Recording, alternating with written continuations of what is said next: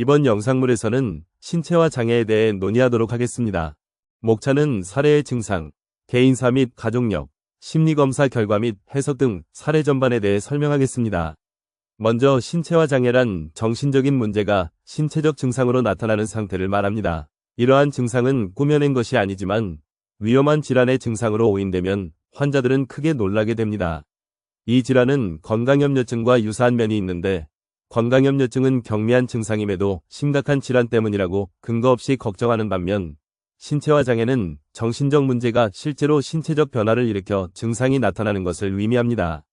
신체질환이 있으면 정신질환이 동반되고 정신질환이 있으면 신체질환이 동반될 수 있습니다. 이는 마음이 병들면 몸이 제 기능을 하기 어려워지기 때문입니다.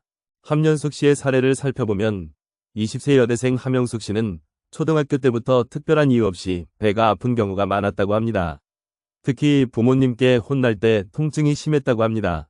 현재도 일주일에 한 번 정도 증상이 나타나며 약을 먹어도 효과가 없고 병원 검사에서도 별다른 이상이 발견되지 않는다고 합니다. 함 씨는 배 아픔의 원인을 심리적 요인으로 가정하며 아마도 애정결핍증 때문일 것이라고 말합니다.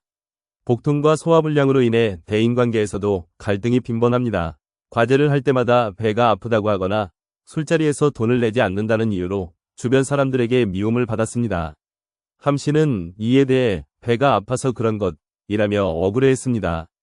함 씨는 서울에서 3남매 중 장녀로 태어났습니다. 중학교 때까지 공부를 잘했으나 불량한 친구들과 어울리며 성적이 떨어졌고 결국 지방소재대학에 입학했습니다. 학과 동기와 교제하다 남자친구가 밥을 하고 빨래를 하는 모습이 안쓰러워 동거를 시작했으나 이로 인해 이상한 소문이 퍼지며 따돌림을 당했다고 합니다. 하지만 남자친구를 위해 헌신하는 기쁨이 크다며 이를 견뎌냈다고 합니다.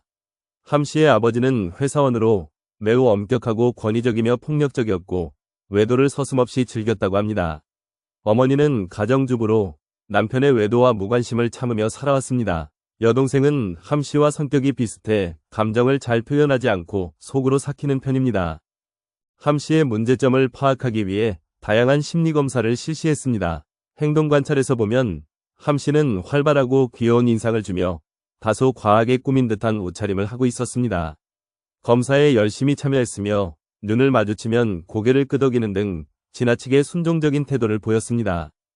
MMPI 다면적 인성검사에서 함 씨는 만성적으로 우울하고 불행하다고 느끼는 경향이 있으며 이는 해결할 수 없는 무기력하고 희망 없는 환경에서 비롯된 것으로 보입니다.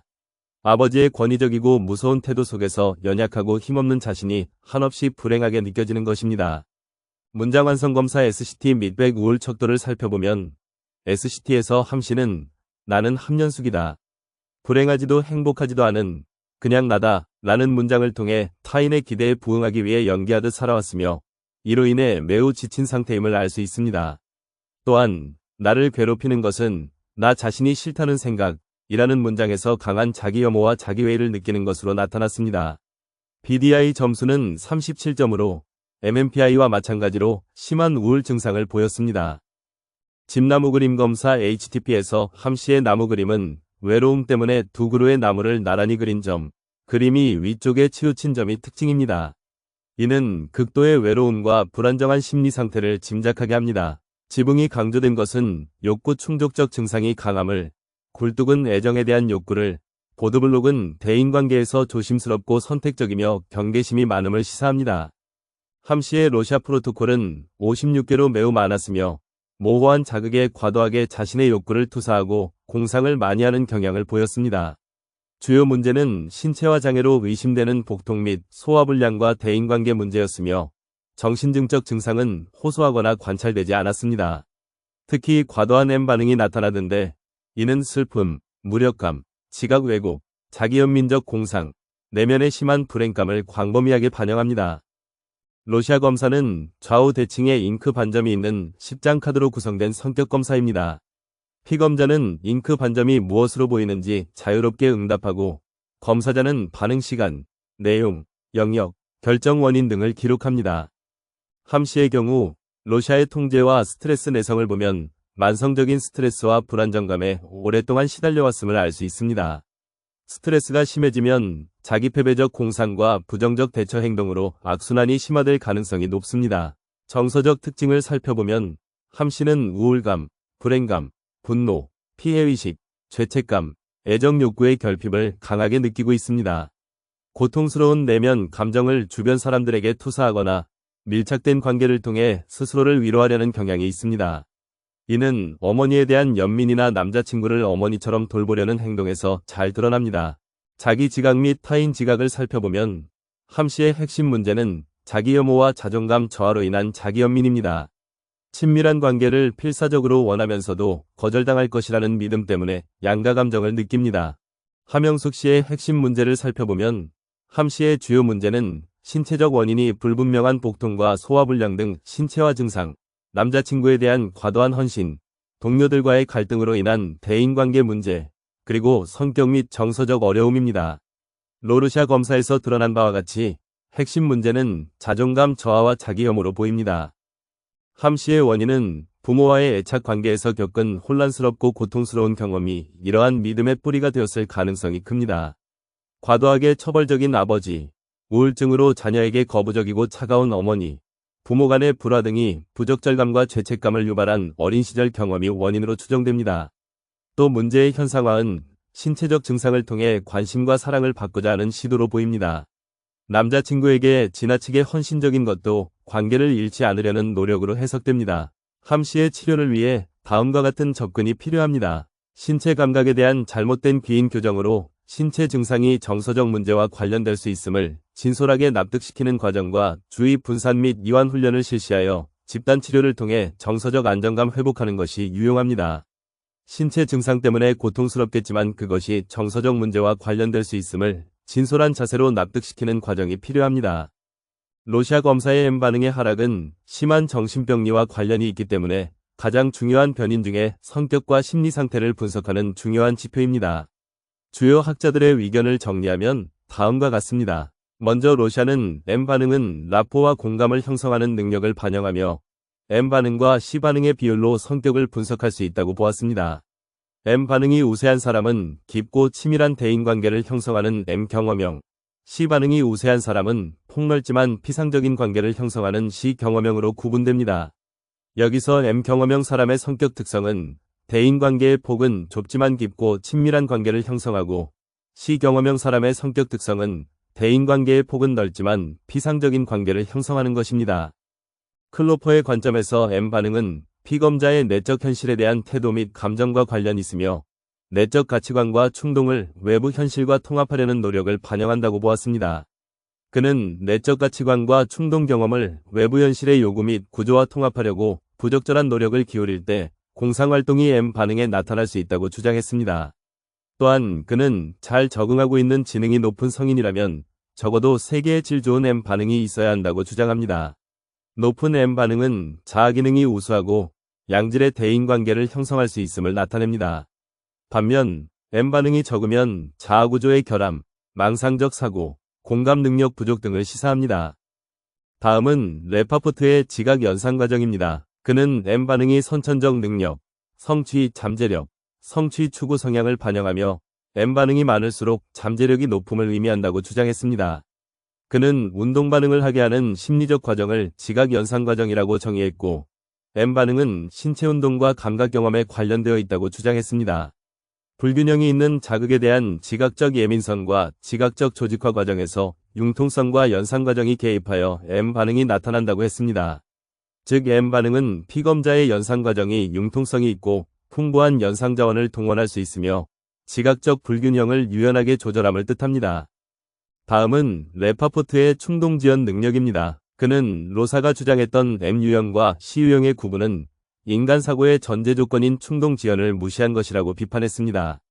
M 반응이 우세하면 충동을 지연시키는 능력이 잘 발달했음을 의미하며 이는 자아 발달과 사고 과정의 발달이 이루어진다고 주장했습니다. 그는 M 반응이 우세하게 나타난다는 것은 충동의 즉각적인 반응을 지연시키는 능력이 잘 발달되었음을 의미한다고 했습니다. M 반응은 어떤 정신구조의 범주도 아니고 누구에게는 있고 누구에겐 없는 경향성도 아니면 모두에게는 있지만 강도와 맥락이 다를 뿐인 하나의 성향으로 볼 수 있습니다. 즉 M 반응은 충동성을 막기 위해 욕구를 지연시키는 능력, 억압에서 충동을 자유롭게 표현되게 하는 능력을 반영하는 것입니다. 다음은 M 반응과 다른 지표 간의 관계입니다. 첫 번째는 R이 증가하면 M도 어느 정도 증가한다는 것입니다. R에 비해서 M이 너무 적으면 이는 피검자의 생산성이 자신의 자질 수준을 초과하고 있으며 자질 이외에 다른 요소가 발휘되고 있는 것임을 의미합니다. 반면에 R이 많으면 야심이 지나치게 많거나 자기 능력에 비해 성취나 생산성이 발휘되지 못했음을 의미합니다. 두 번째는 M 반응 하나당 W 반응이 2개 있어야 하며 이 중 하나는 W 플러스여야 합니다. W가 많으면 피검자가 자기 능력 이상으로 추상적인 통합을 시도하고 있다는 것이고 W가 적다면 우화적이며 비현실적인 경향을 나타낸다고 합니다. M과 FC 반응수는 같은 것이 좋으며 FC가 M보다 유의미하게 적으면 정신병리가 있을 가능성이 높다는 것을 의미합니다. 다음은 진단지표로서의 M 반응입니다. 레파포트에 따르면 사고와 관련된 증상이 있는 사람들에게 M 반응이 많고 무해욕, 사고의 단조로움, 억제를 보이는 사람들은 M 반응이 적다고 합니다. 조현병에서 망상이 활발한 급성 조현병 환자의 경우 M 반응이 많고 만성적이며 황폐화된 조현병 환자들의 경우 M 반응이 적게 나옵니다. 편집성 환자는 자아구조가 경직되어 M 반응이 1개 이상 나오기 어렵고 과잉사고를 보이는 조현병 단계에서는 M이 4개 이상으로 많거나 1개 이하로 편차가 크다고 합니다. 다음은 피언로프스키의 원형적 역할 이론입니다. M 반응은 대인관계에서 어떤 역할을 수행하는지에 대한 정보를 제공합니다. 그의 원형적 역할의 예로는 대인관계를 힘들다고 여기는지 즐기는지, 자기과시적인지 자기를 내세우려고 하지 않는지, 능동적인지 수동적인지 등이 있다고 합니다.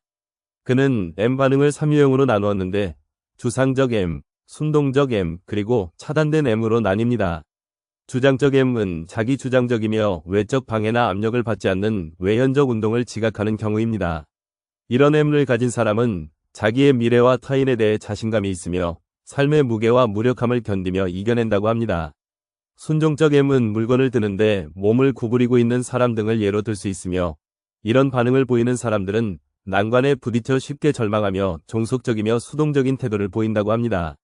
마지막으로 차단된 M은 이런 두 가지로 분류하기 어려운 유형이며 아주 드물게 나타난다고 합니다. 다음은 심리치료에 따른 M 변화에 관한 것입니다. 피언로프스키는 심리치료에 따른 M 반응의 변화를 연구했는데 6개월에서 12개월 지속된 심리치료 후 M 반응의 수는 2배 정도 증가했지만 유형의 변화는 느리고 점진적이었다고 합니다. 하지만 관찰 가능한 성격 변화가 일어나고 피검자의 자기 진술이나 주변인의 평가도 달라진다고 합니다. 이런 변화는 성격 변화의 중요한 측면을 반영하기 때문에 M 반응의 개수보다 더 중요한 의미를 가집니다. M 반응이 질적으로 변화하는 양상은 자유롭고 활달한 반응이 증가하고 공격성이나 수동성 등 바람직하지 못한 내용이 감소됩니다. 다음은 메이먼의 지각적 특성에 관한 것입니다. 레파포트는 피검자가 M 반응을 보일 때 무의식 수준에서 불균형인 형태를 보고 지각적 불균형 카드에 민감하게 반응하며 사고 잠재력을 반영합니다. M 반응이 없으면 내적 위압과 불안정, 전설적 혼란을 나타냅니다. 그는 이런 불균형을 지각하려면 2가지의 요소가 필요하다고 주장합니다. 첫 번째로 피검자가 카드와 적절한 거리를 유지하고 조망할 수 있어야 한다고 합니다. 그리고 두 번째는 어느 정도의 사고 활동이 필요하다고 합니다. 그 때문에 인간 운동 반응은 사고 잠재력을 반영하며 활동의 정도와 범위에 따라 변하게 된다는 것입니다. 그에 따르면 M 반응이 없다는 것은 내적으로 유약하고 불안정하거나 정서적 혼란을 겪고 있음을 반영한다고 합니다. 다음은 메이먼의 공상 요소입니다. 그는 M 반응에는 생생함과 생명력이 있으므로 M 반응을 하려면 카드라는 자극에 생명을 부여할 수 있는 생생한 공상 능력을 요구하며 심리적 안정과 통제의 요소로 작용합니다. 하지만 M 반응만이 공상 능력을 반영하는 지표가 되지는 않습니다. 다음은 운동감각과 자기표현과의 관계입니다. 유아기에는 사고가 대체로 감각에 기반하여 이루어지다가 점차 감각과 정서적, 운동 감각적 경험을 통해 정교화됩니다. 유아기의 아기는 자신의 행동, 즉 운동을 통해서 자신이 원하는 결과가 온다는 것을 모르는 사이에 터득하게 됩니다. 이런 방법으로 새로운 행동을 학습하며 아기는 운동감각적 기억을 형성하게 되는 것입니다. 메이먼은 이런 운동감각적 태도가 성격 구조 속에 남고 이것이 그 사람의 반응 경향성으로 굳어질 수도 있다고 주장합니다. 즉 M 반응은 운동감각적 기억에서 도출된 자기 속성을 반영합니다. 다음은 대상 표상입니다. M 반응은 자기 및 타인에 대한 내재된 상, 내적 삶 등이 표현하며 대상관계의 질을 나타냅니다. 임상가는 이러한 대상 표상을 피검자의 자기 체계와 대상관계 조직화의 맥락 속에서 잘 파악해야 합니다. 다음은 공감과 동일시입니다. 메이먼은 대상관계의 질을 공감에 기반한 것과 동일시에 기반한 것으로 구분하고 각각 M 반응에서 어떻게 다른지 규명합니다. 먼저 공감적 관계는 자아의 경계가 유지되는 쌍방향적 관계이며, 즉 의식적으로 이루어져 자아의 통제하에 있으며 타인의 경험에 대해 느낄 수 있지만 완전히 몰입되지 않고 자기와 타인의 고유성이 훼손되지 않는 관계라고 정의합니다. 반면에 동일시 관계는 경계가 모호하고 타인을 자기의 연장선으로 여기는 관계입니다. 이는 의식적인 자기 성찰을 잘 통제하지 못하며 타인에게 지나치게 밀착하려 합니다. 동일시 관계에서 대인관계는 예민하고 민첩하지만 공간에 기반한 것이 아닌 타인의 반응에 따라 자기 행동을 조절한 것이라고 합니다. 이는 자기도취적 대상관계에 해당하며 타인을 분리된 존재가 아닌 자기의 연장선으로 여기는 관계입니다. 마지막으로 M 반응을 하지 못하는 경우입니다. M 반응을 보이는 카드에서 인간운동을 지각하지 못하는 경우는 대인관계 참여를 꺼리거나 자기 정체성 혼란, 타인을 적대적으로 보는 경우에 나타납니다. 이는 조현병이나 대인관계 소외와 관련될 수 있습니다. 사람이 아닌 것으로 보려는 경우에 M 반응을 보지 못하는 경우가 있다고 합니다.